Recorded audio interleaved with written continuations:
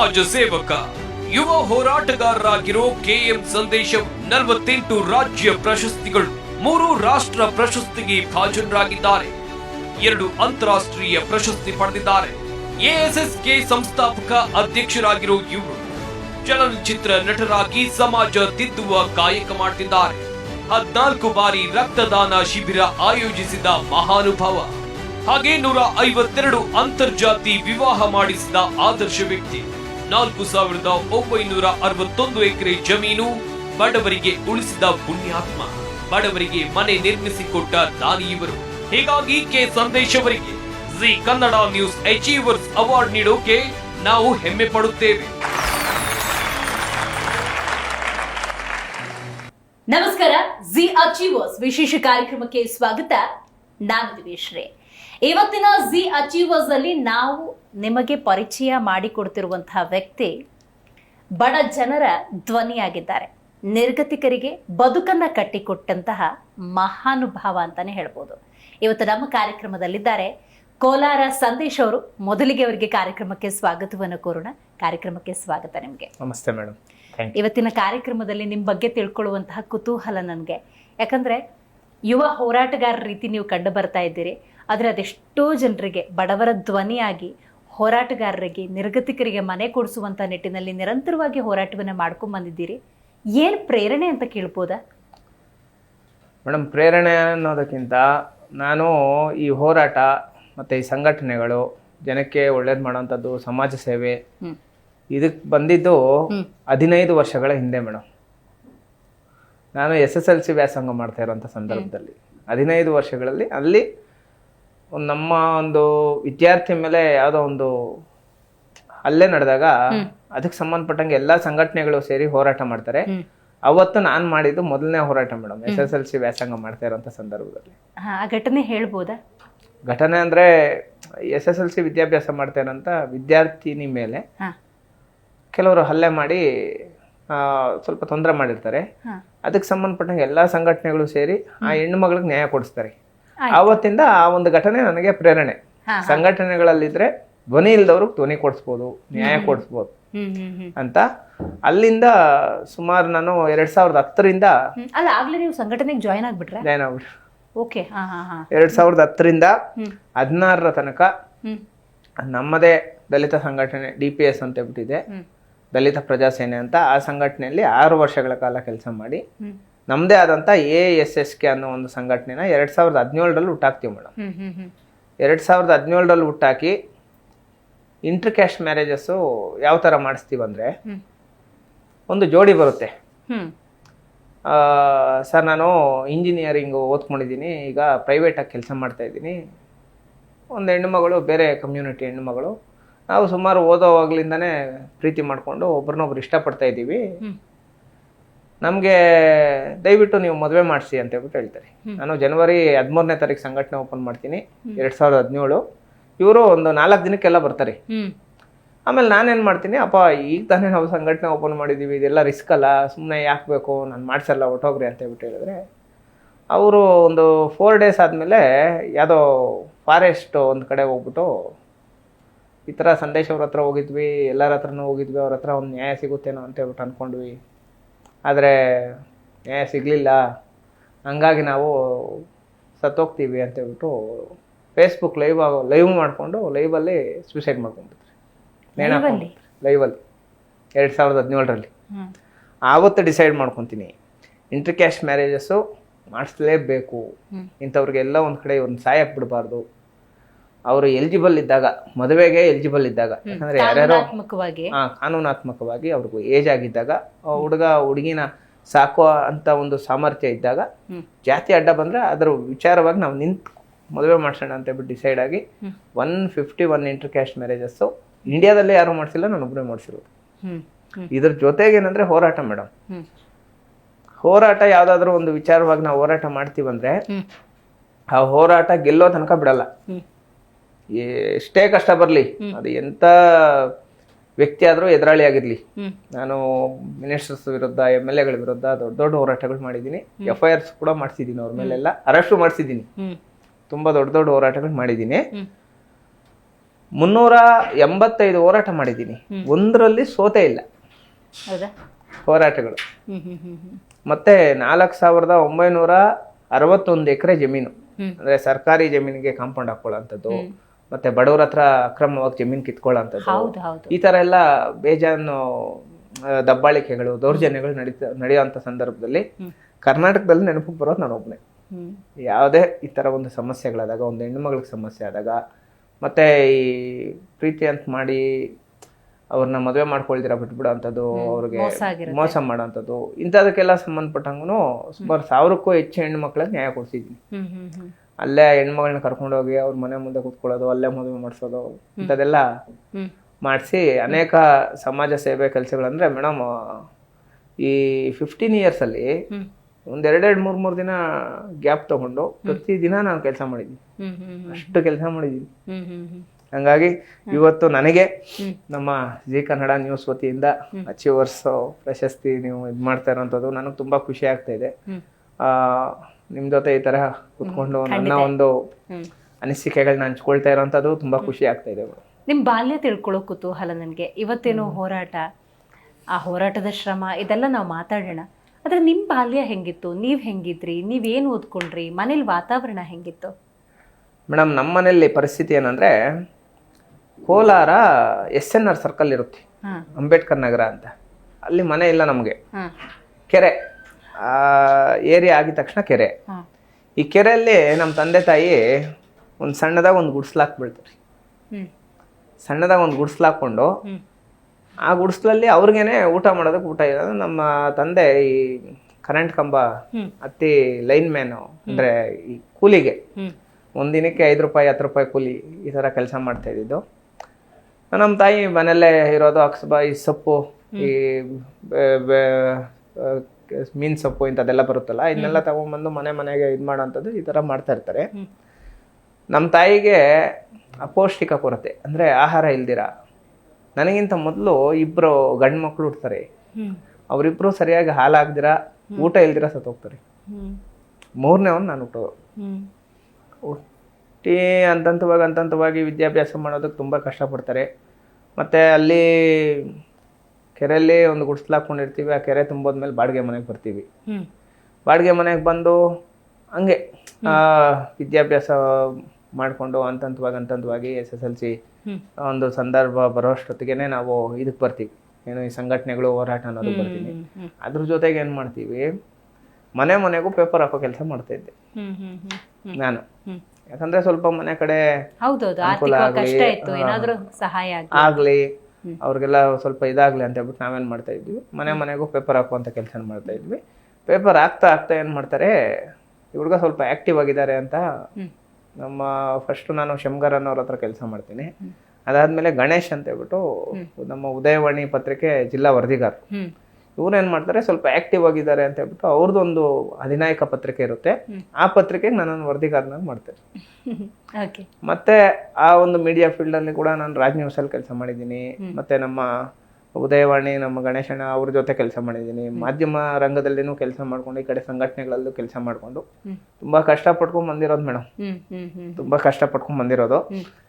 ನನ್ನ ಜೀವನದಲ್ಲಿ ನಡೆದಂತ ಒಂದು 3 ಘಟನೆಗಳನ್ನ ನಿಮ್ಮ ಹತ್ರ ಹಂಚ್ಕೊಬೇಕು ಅಂತ ಖಂಡಿತ ಒಂದು ಅಭಿಪ್ರಾಯ. ಏನಂದ್ರೆ ನಮ್ಮ ತಾಯಿ ಅವ್ರದ್ದು ಹುಟ್ಟೂರು ಟೇಕಲ್ ಹತ್ರ ಬನಹಳ್ಳಿ ಅಂತ ಬರುತ್ತೆ, ಮಾಲೂರು ತಾಲೂಕು, ಟೇಕಲ್ ಹತ್ರ ಬನಹಳ್ಳಿ. ಇಲ್ಲೇನಾಗುತ್ತೆ, ನಾವು ರಜಾ ಕೊಟ್ಟಾಗ, ಈ 5ನೇ ಕ್ಲಾಸ್ 3ನೇ ಕ್ಲಾಸ್ ಬೇಸಿಗೆ ರಜಾ ಕೊಟ್ಟಾಗ ನಾವೇನ್ ಮಾಡ್ತೀವಿ, ಊರಿಗೆ ಹೋಗಿ ಈ ದನ ಮೇಯಿಸೋದು, ಮೇಕೆ ಕುರಿ ಮೇಯಿಸೋದು, ಹಿಂಗೆಲ್ಲ ಮಾಡಿಸ್ತಾ ಇರ್ತೀವಿ. ಆ ಬನಹಳ್ಳಿ ಪಕ್ಕದಲ್ಲಿ ಮಾಕಾರಹಳ್ಳಿ ಅಂತ ಹೇಳ್ಬಿಟ್ಟು ಒಂದು ಗ್ರಾಮ ಬರುತ್ತೆ. ಈ ಮಾಕಾರಹಳ್ಳಿಯಲ್ಲಿ ಏನಾಗುತ್ತೆ, ಮುಸ್ಲಿಮ್ಸ್ದು ಒಂದು ದೊಡ್ಡ ಮದುವೆ, ಅಲ್ಲಿ ನಾನ್ ವೆಜ್. ನಮಗೆ ನಾನ್ ವೆಜ್ ಅಂದ್ರೆ ತುಂಬಾ ಇಷ್ಟ. ಯಾಕಂದ್ರೆ ನಮ್ಗೆ ಇದೇ ಇಲ್ವಲ್ಲ, ಊಟನೇ ಇಲ್ದಿರ ಇರೋಂಥ ಪರಿಸ್ಥಿತಿ. ನಮ್ಮ ತಂದೆ ತಾಯಿ ನಮ್ಮನ್ನ ರಾಗಿ ಗಂಜಿ ಕೊಟ್ಟು ಸಾಕಿದ್ದಾರೆ. ಆ ಒಂದು ಪರಿಸ್ಥಿತಿಯಲ್ಲಿ ಒಳ್ಳೆ ಸ್ಮೆಲ್ ಬರ್ತಾ ಇತ್ತು. ನಾವೇನ್ ಮಾಡಿದ್ವಿ, ಹೋಗಿ ಕುತ್ಕೊಂಡ್ಬಿಟ್ವಿ ಊಟಕ್ಕೆ. ಅವರೆಲ್ಲ ಹೇಳ್ತಾ ಇದ್ರು, ಹುಡುಗರು ಜೊತೆಲಿರೋರು, ನೀನ್ ಕೋಲಾರಿಂದ ಬಂದಿದ್ಯಾ, ಇಲ್ಲಿ ಸಿಸ್ಟಮ್ ಸರಿ ಇಲ್ಲ, ನೀನು ಹೋಗ್ಬಾರ್ದು, ಅದು ಮುಸ್ಲಿಂ ಮದುವೆ, ನೀನು ಹೋದ್ರೆ ಬೇರೆ ಥರ ಆಗ್ತೈತೆ, ಹೋಗ್ಬೇಡ ಅಂತ ಹೇಳ್ಬಿಟ್ಟು ಹೇಳೋದು. ಪರವಾಗಿಲ್ಲ, ಏನಾಗ್ತೈತೆ ನೋಡೋಣ ಅಂತ ಹೇಳ್ಬಿಟ್ಟು ಹೋಗಿ ಊಟಕ್ಕೆ ಕುತ್ಕೊಂಡ್ಬಿಟ್ಟೆ. ನನ್ನ ಪಕ್ಕದಲ್ಲಿ ಒಬ್ಬ ವ್ಯಕ್ತಿ, ಇವತ್ತು ನನಗೆ ನೆನಪಿದೆ ಅದು ವಿಚಾರ, ನನ್ನ ಪಕ್ಕದಲ್ಲಿ ಒಬ್ಬ ವ್ಯಕ್ತಿ ಕುತ್ಕೊಂತಾನೆ, ಆ ವ್ಯಕ್ತಿನೂ ಊಟ ಮಾಡ್ತಾ ಇರ್ತಾನೆ. ನಾನು ಊಟ ಮಾಡ್ತಾ ಇರ್ತೀನಿ, ನಾನು ಸಡನ್ನಾಗಿ ಆ ವ್ಯಕ್ತಿ ನನ್ನನ್ನು ಗಮನಿಸಲ್ಲ. ನೀನು ಊಟ ಮಾಡಬೇಕು, ಆ ಯಪ್ಪ ಮಾಡೋಕ್ಕಿರ್ತೀನಿ, ನಾನು ಸ್ವಲ್ಪ ಮಾತ್ರ ತಿಂದಿರ್ತೀನಿ, ನೀನೇನು ಇಲ್ಲಿ ಬಂದಿದ್ಯಾ ಅಂತೇಳ್ಬಿಟ್ಟು ಎದ್ದಂಗೆ ಅದೇ ಊಟ ಮಾಡ್ತಾ ಇರೋಂಥ ಕೈಯಲ್ಲೇ ಶರ್ಟ್ ಕಾಲರ್ ಇಟ್ಕೊಂಡು ತೊಗೊಂಡೋಗಿ ಆಚೆ ಬಿಸಾಕ್ತೀನಿ.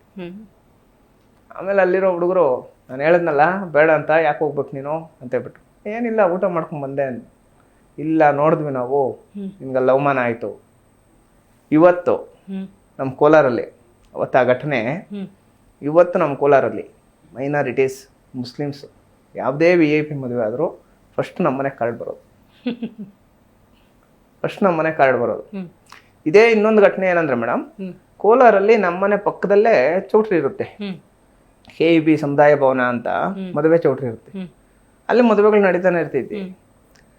ಆ ಮದುವೆ ನಡೆಯೋಂಥ ಒಂದು ಸಂದರ್ಭದಲ್ಲಿ ಊಟಗಳಿಲ್ವಲ್ಲ, ಒಳ್ಳೆ ಊಟ ಸಿಗುತ್ತೆ ಮದುವೆ ಊಟ ಅಂತ ಹೇಳ್ಬಿಟ್ಟು ಹೊಟ್ಟೋಗ್ಬಿಡ್ತೀನಿ. ಒಂದಿನ ಊಟ ಮಾಡಿ ಆಚೆ ಬಂದಾಗ ಅಲ್ಲಿ ಫೋಟೋಗ್ರಾಫರ್ ಏನ್ ಮಾಡ್ತಾನೆ, ನಾನು ನೋಡಿರ್ತಾನೆ, ನೀನು ಇಂಥವ್ರ ಮಗ ಅಲ್ಲ, ನಿಮ್ಮಪ್ಪ ಈ ತರ ಕರೆಂಟ್ ಇದ್ರಲ್ಲಿ ಕೆಲಸ ಮಾಡ್ತಾರಲ್ಲ, ನೀವೇನಿಲ್ಲಿ ಇಂಥ ಮದುವೆಗಳಿಗೆಲ್ಲ ನೀವು ಬರಬಾರ್ದು ಅಂತ ಹೇಳ್ಬಿಟ್ಟು ಸೇಮ್ ಅಯ್ಯಪ್ಪನೂ ಅವಮಾನ ಮಾಡಿ ಎಲ್ಲಾರ ಮುಂದೆನೂ ಬೈದು ಈ ತರ ಕತ್ತೆಲ್ಲ ಇಟ್ಕೊಂಡು ಆಚೆ ತಳ್ಳಿಬಿಡ್ತಾರೆ. ಇವತ್ತು ನಾನು ಯಾವುದೇ ಮದುವೆಗೆ ಹೋದ್ರು, ನಾನು ಯಾವುದೇ ಒಂದು ಕಾರ್ಯಕ್ರಮಕ್ಕೆ ಹೋದ್ರು, ಎಲ್ಲ ಕ್ಯಾಮ್ರಾಮನ್ಸು ನಾನು ಸುತ್ತು ಇರ್ತಾರೆ. ಪ್ರತಿಯೊಂದು ಕಡೆ ಮೇಡಮ್ ಎಲ್ಲ ಕ್ಯಾಮ್ರಾಮನ್ಸು ನಾನು ಸುತ್ತು ಇರ್ತಾರೆ. ಮತ್ತೆ ಪ್ರತಿಯೊಬ್ರು ಫೋನಲ್ಲಿ ಬಂದ್ಬಿಟ್ಟು ನನ್ನ ಜೊತೆ ಸೆಲ್ಫಿ ತಗೊಂತಾರೆ. ಇದಾದ್ಮೇಲೆ ಮೂರನೇ ಘಟನೆ ಏನಂದ್ರೆ, SSLC ಓದ್ತಾ ಇರ್ತೀನಿ. SSLC ವಿದ್ಯಾಭ್ಯಾಸ ಮಾಡುವಾಗ ಮತ್ತೆ SSLC ಎಕ್ಸಾಮ್ ಬರೆದು ಬೆಂಗಳೂರಿಗೆ ಈ ಹೌಸ್ ಕೀಪಿಂಗ್ ಕೆಲ್ಸಕ್ಕೆ ಬರ್ತೀನಿ. ಅಂದರೆ ಗ್ರೌಂಡ್ ಇದೆಲ್ಲ ಕಸ ಗುಡಿಸೋಂಥದ್ದು ಈ ಕೆಲಸಕ್ಕೆ ಬಂದು ಜಾಯ್ನ್ ಆಗಬೇಕಾದ್ರೆ, ಜಾಯ್ನ್ ಆಗಿ ಬರ್ತಾ ಇರೋ ನೈಟು ಕೆಲಸ, ಬೆಳಗ್ಗೆ ಮನೆಗೆ ಬರೋವಂಥದ್ದು. ಅಲ್ಲಿ ನಮ್ಮ ಅತ್ತೆಯವ್ರ ಮನೆ ಇರುತ್ತೆ, ಕುಂದಲಹಳ್ಳಿ ಕಾಲೋನಿ, ಮಾರ್ತಳ್ಳಿ ಹತ್ರ. ಆ ಮಾರ್ತಳ್ಳಿ ಸರ್ಕಲಲ್ಲಿ ಕಾಸ್ಮಸ್ ಮಾಲ್ ಅಂತ ಇರುತ್ತೆ, ಮಾಲ್. ಈ ಮಾಲಲ್ಲಿ ಕೆಲಸ ಮಾಡ್ತಾ ಇದ್ದೆ. ರಿಟರ್ನ್ ಕುಂದಲಹಳ್ಳಿಗೆ ಬರುವಾಗ ಲೆಫ್ಟಲ್ಲಿ CMRIT ಇಂಜಿನಿಯರಿಂಗ್ ಕಾಲೇಜ್ ಇರ್ತೈತಿ. CMRIT ಇಂಜಿನಿಯರಿಂಗ್ ಕಾಲೇಜಲ್ಲಿ ನಾನು ಏನಾದರೂ ಮಾಡಿ ಕಾಲೇಜಲ್ಲಿ ಓದಬೇಕು ಅಂತ ಹೇಳ್ಬಿಟ್ಟು ಡಿಸೈಡ್ ಆಗ್ತೀನಿ. ಡಿಸೈಡ್ ಆಗಿ ಏನಾಗುತ್ತೆ, SSLC ಪಾಸ್ ಆಗಿ TC ಮಾರ್ಕ್ಸ್ ಕಾರ್ಡ್ ಎಲ್ಲ ತಗೊಂಡು ಕಾಲೇಜ್ ಹತ್ರ ಬಂದಾಗ ನನ್ನ ಡ್ರೆಸ್ ನೋಡಿ, ನನ್ನ ಬಟ್ಟೆ ನೋಡಿ, ಅಲ್ಲಿದ್ದಂಥ ವಾಚ್ಮ್ಯಾನ್ ಏನು ಮಾಡ್ತಾನೆ, ಸಡ ನಾನು ಕಾಲೇಜ್ ಒಳಗೆ ಹೋಗ್ಬೇಕು, ಜಾಯ್ನ್ ಆಗಬೇಕು, ಏನು ಹೆಂಗಂತೇಳಿ ವಿಚಾರಿಸ್ಕೊಬೇಕು ಅಂತ ಹೇಳ್ಬಿಟ್ಟು ಅಂದಾಗ,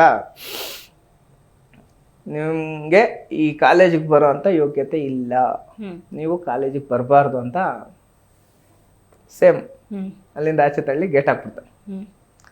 ಇದಾದ್ಮೇಲೆ ಮೊನ್ನೆ ನಾವು ರೂಲರ್ಸ್ ಫಿಲಮ್ ಮಾಡ್ತೀವಿ. ರೂಲರ್ಸ್ ಫಿಲಮ್ ಹೆಣ್ಮಕ್ಳಿಗೋಸ್ಕರ ಮಾಡೋವಂಥದ್ದು.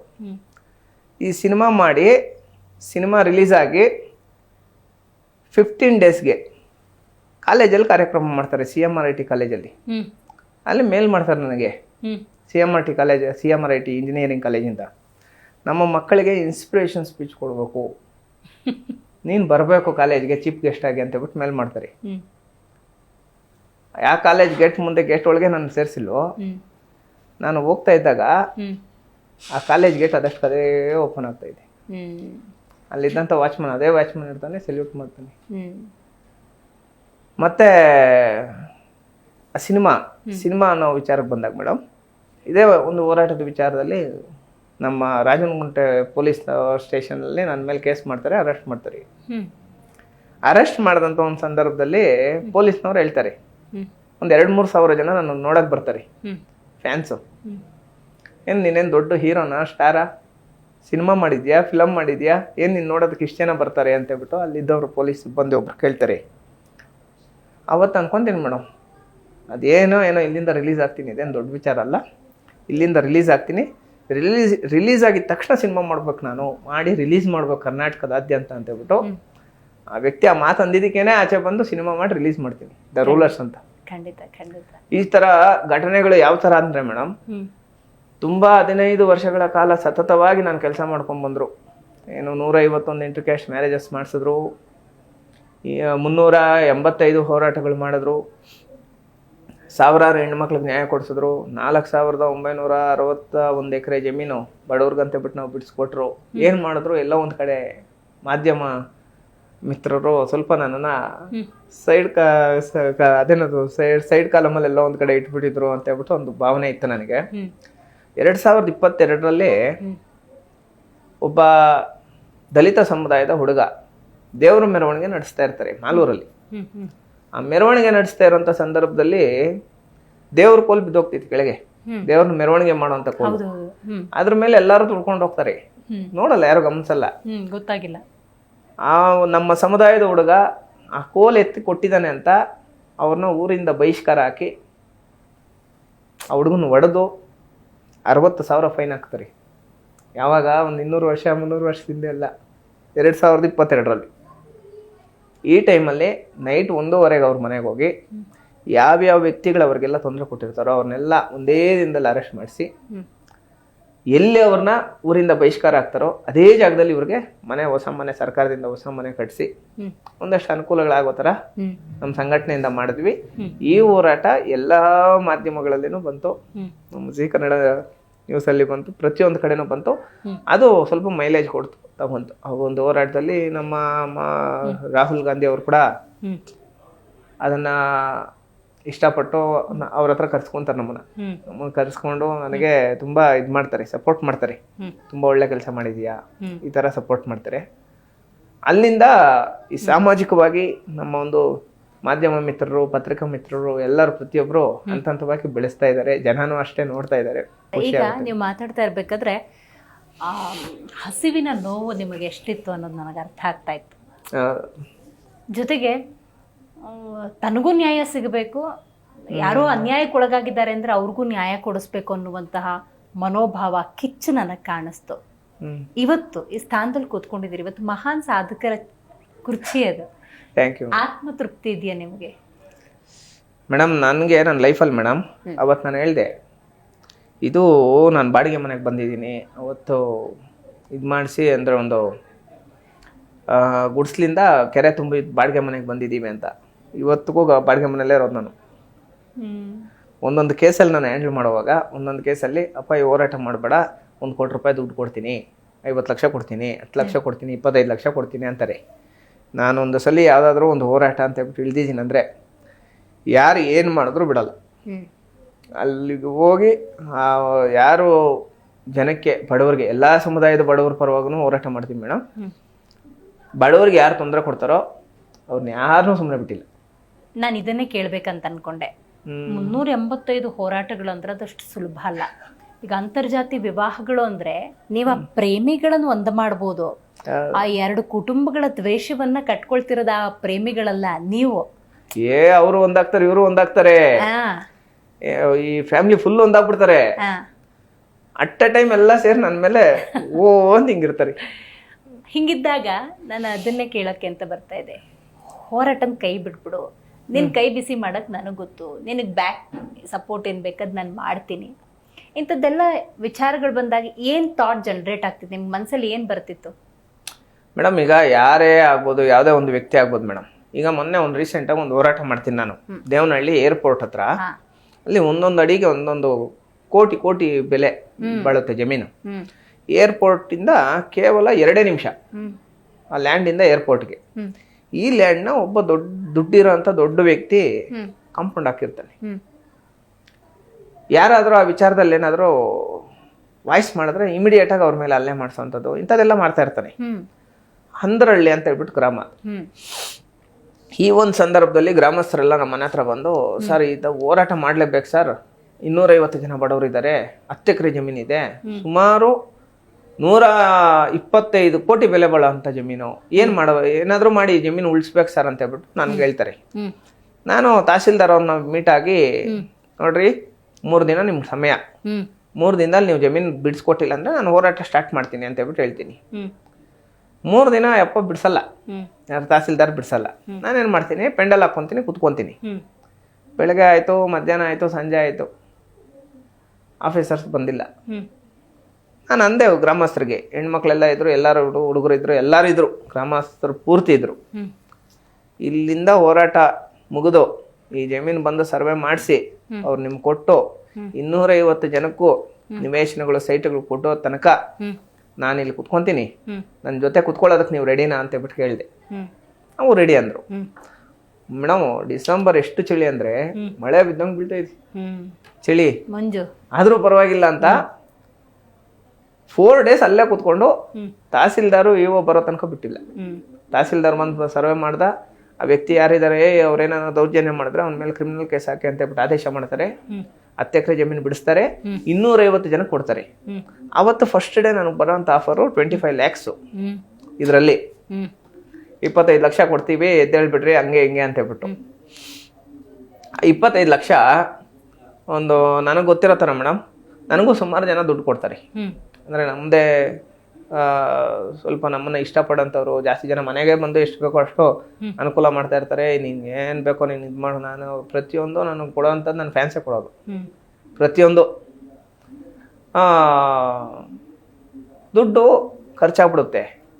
ಅದೇ ಇವತ್ತು ಆ ಗ್ರಾಮದಲ್ಲಿ 250 ಮನೆ ಕಟ್ಕೊತಾ ಇದ್ದಾರೆ ಅಂದರೆ ಬದುಕ್ತಾ ಇದ್ದಾರೆ ಅವರೆಲ್ಲ. ಒಂದು ಸೈಟ್ ಮೇಡಮ್, ಈಗ ಒಂದು ಸೈಟು ಕನಿಷ್ಠ ಪಕ್ಷ 25 ಲಕ್ಷ, ಇನ್ನೊಂದು 10 ವರ್ಷಕ್ಕೆ 1 ಕೋಟಿ ಆಗುತ್ತೆ. 250 ಜನಕ್ಕಂದ್ರೆ ಕೋಟಿ ಕೋಟಿ ಕೋಟಿ ಆಗುತ್ತೆ. ಅವ್ರು ಇರೋಷ್ಟು ದಿನ ನಮ್ಮ ಹೆಸರು ಇದು ಮಾಡ್ತಾರೆ. ನಮಗೆ ಪರವಾಗಿಲ್ಲ, ಹೆಂಗಿದ್ರು ಓಕೆ. ನೀವು ಹೇಳ್ತಾ ಇದ್ರಿ ಈಗ ಹೋರಾಟ ಮಾಡ್ಬೇಕಾದ್ರೆ ನಿಮಗ್ ಬಲ ಅನ್ನೋದು ಬೇಕಾಗತ್ತೆ, ನಿಮ್ ಹಿಂದೆ ಜನನೂ ಬೇಕು. ಒಬ್ಬಂಟಿ ಹೋರಾಟದ ತರ ಆರಂಭ ಮಾಡಿದ್ರು ಕೂಡ ಜೊತೆಯಲ್ಲಿ ಜನ ಇಲ್ಲ ಅಂದ್ರೆ ಕಷ್ಟ. ನಿಮ್ಗೆ ಯಾವ್ದಾದ್ರು ಒಂದು ಸನ್ನಿವೇಶದಲ್ಲಿ ಎಲ್ಲರೂ ಜೊತೆಗಿದ್ದಾರೆ, ಅವರೆಲ್ಲ ಕೈ ಬಿಟ್ಟು ಹೋಗಿ ನೀವು ಒಬ್ಬರೇ ಹೋರಾಟ ಮಾಡಿದ್ದಾಯ್ತಾ? ಮೇಡಮ್ ಅದು ಸ್ಟಾರ್ಟಿಂಗ್ ಸಿಚುವೇಶನ್ಸ್ ಮೇಡಮ್. ಇತ್ತು ನಮ್ಮ ಸಂಘಟನೆಗಳಲ್ಲಿ ಯಾರ್ಯಾರನ್ನ ಪದಾಧಿಕಾರಿಗಳಾಗಿ ಆಯ್ಕೆ ಮಾಡ್ತೀವೋ ನಾವೆಲ್ಲ ಒಂದೇ ಸಲ ಬಿಟ್ಬಿಡೋಣ, ಏನ್ ಮಾಡ್ತಾನೆ ಸಂದೇಶ್ ನೋಡೋಣ ಅಂತ. ಬಟ್ ಅವ್ರಿಗೆ ಗೊತ್ತಿಲ್ಲ ಸಂದೇಶ್ ಒಬ್ಬನೇ ಸಂಘಟನೆ ಸ್ಟಾರ್ಟ್ ಮಾಡಿದ್ದಲ್ಲ. ಆಮೇಲೆ ಗೊತ್ತಾಯ್ತು, ಆಮೇಲೆ ಬಂದ್ರು ಜಾಯ್ನ್ ಆದ್ರು, ಅವೆಲ್ಲ ಸೆಕೆಂಡ್ರಿ. ರೈಟ್.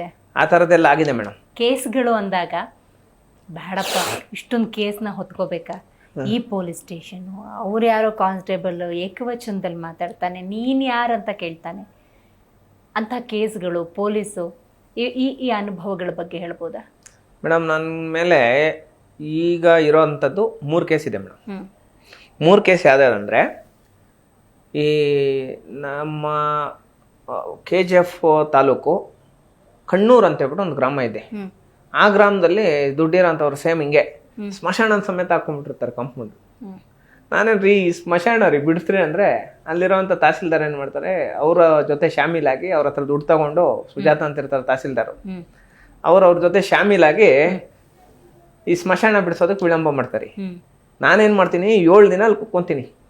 7 ದಿನ ಸಂದೇಶ ಇಲ್ಲಿ ಕುತ್ಕೊಂಡಿದ್ದಾನೆ, ಪರ್ಮಿಷನ್ ತಗೊಳ್ದಿರ ಇದು ಮಾಡ್ತಾ ಇದ್ದಾನೆ ಅಂತ ಹೇಳ್ಬಿಟ್ಟು, ಮತ್ತೆ ಸರ್ಕಾರಿ ಕೆಲ್ಸಕ್ಕೆ ಅಡ್ಡಿ ಮಾಡ್ತಾ ಇದ್ದಾನೆ ಅಂತ ಹೇಳ್ಬಿಟ್ಟು, ಸರ್ಕಾರಿ ಕೆಲಸ ಮಾಡೇ ಇಲ್ಲ ಅವರು, ಸರ್ಕಾರಿ ಕೆಲ್ಸಕ್ಕೆ ಅಡ್ಡಿ ಮಾಡ್ತಾ ಇದ್ದಾನೆ ಸಂದೇಶ ಅಂತ ಹೇಳ್ಬಿಟ್ಟು ನನ್ನ ಮೇಲೆ ಒಂದು ಕೇಸ್ ಮಾಡ್ತಾರೆ.